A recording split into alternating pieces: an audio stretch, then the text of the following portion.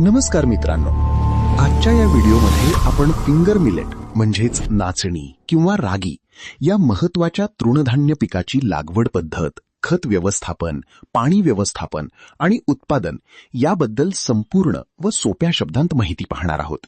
ही माहिती एक्झामसाठी तसेच प्रॅक्टिकल फार्मिंगसाठी खूप उपयुक्त आहे. बेसिक इन्फॉर्मेशन म्हणजेच मूलभूत माहिती.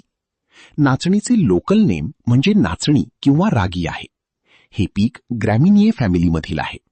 याचे बॉटॅनिकल नेम म्हणजे शास्त्रीय नाव इल्युसाइन कॉरॅकॅना असे आहे. नाचणी या पिकाचा ओरिजिन इंडिया आहे. इकॉनॉमिक युजेस म्हणजे आर्थिक उपयोग. नाचणीच्या दाण्यापासून ब्रेड किंवा भाकरी बनवली जाते.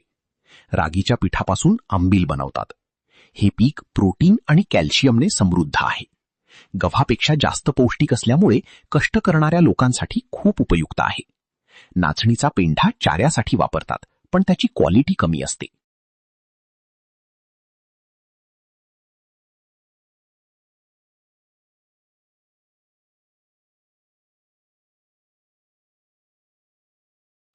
इकॉलॉजी, पर्यावरणीय गरजा. क्लायमेट, हवामान. रागी एक ट्रॉपिकल आणि सबट्रॉपिकल क्रॉप आहे, पण वेगवेगळ्या हवामानात चांगली येते.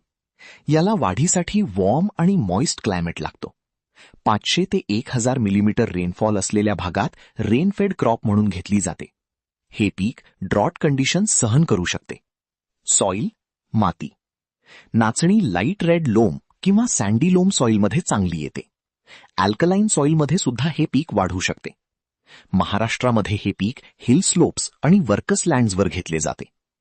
व्हरायटीज, जाती.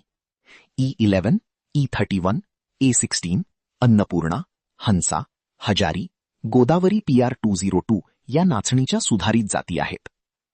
कल्चरल मेथड्स, सांस्कृतिक पद्धती. प्रेपरेशन ऑफ लँड, पूर्व मशागत. मागील पिकाची काढणी झाल्यावर लगेच किंवा पहिल्या पावसानंतर जमीन नांगरावी. 2 ते 3 हॅरोईंग देऊन फाईन सीड बेड तयार करावा. जमीन तयार करताना 8 ते 10 टन FYM म्हणजे शेणखत प्रति हेक्टर मिसळावे. सोईंग टाइम, पेरणीची वेळ. मे ते ऑगस्ट हा पेरणीसाठी योग्य कालावधी आहे. सोईंग मेथड्स, पेरणीच्या पद्धती. ब्रॉडकास्टिंग मेथड, बियाणे हाताने पसरून देशी लाकडी नांगराने मातीत मिसळतात. ड्रिलिंग मेथड, सीड ड्रिलने पेरणी करून झाडाच्या फांद्या किंवा उलटा फण फिरवून बियाणे झाकतात. ट्रान्सप्लांटिंग मेथड, नर्सरीमध्ये रोपे तयार करतात. 5 आठवड्यांची आणि 10 ते 12 सेंटीमीटर उंच रोपे तयार झाली की सरीच्या उतारावर एका ठिकाणी 2 ते 3 रोपे लावतात. सीड रेट, बियाण्याचे प्रमाण.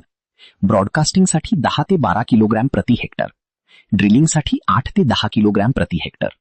ट्रान्सप्लांटिंगसाठी 2 ते 3 किलोग्रॅम प्रति हेक्टर बियाणे लागते. स्पेसिंग, अंतर. ड्रिलिंगसाठी 15 to 25 into 5 to 7. इंटरकल्टिव्हेशन, आंतर मशागत. तणांच्या नियंत्रणासाठी एक हँड वीडिंग पुरेशी असते. मॅन्युरिंग अँड फर्टिलायझर मॅनेजमेंट, खत व्यवस्थापन.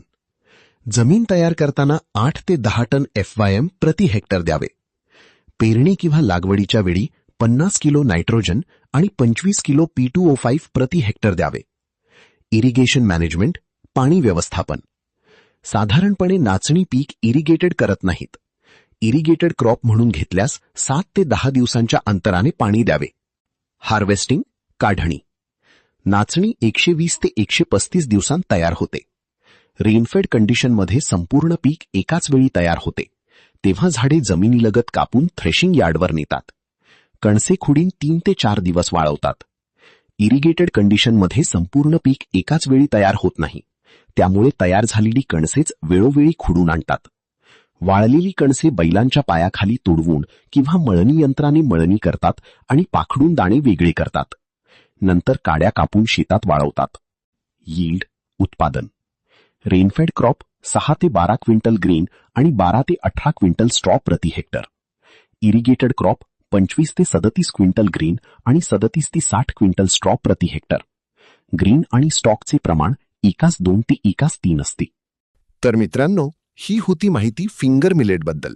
जर तुम्हाला हा व्हिडिओ आवडला असेल तर लाईक करा, शेअर करा आणि सबस्क्राईब करायला विसरू नका. पुढच्या व्हिडिओत भेटूया. धन्यवाद.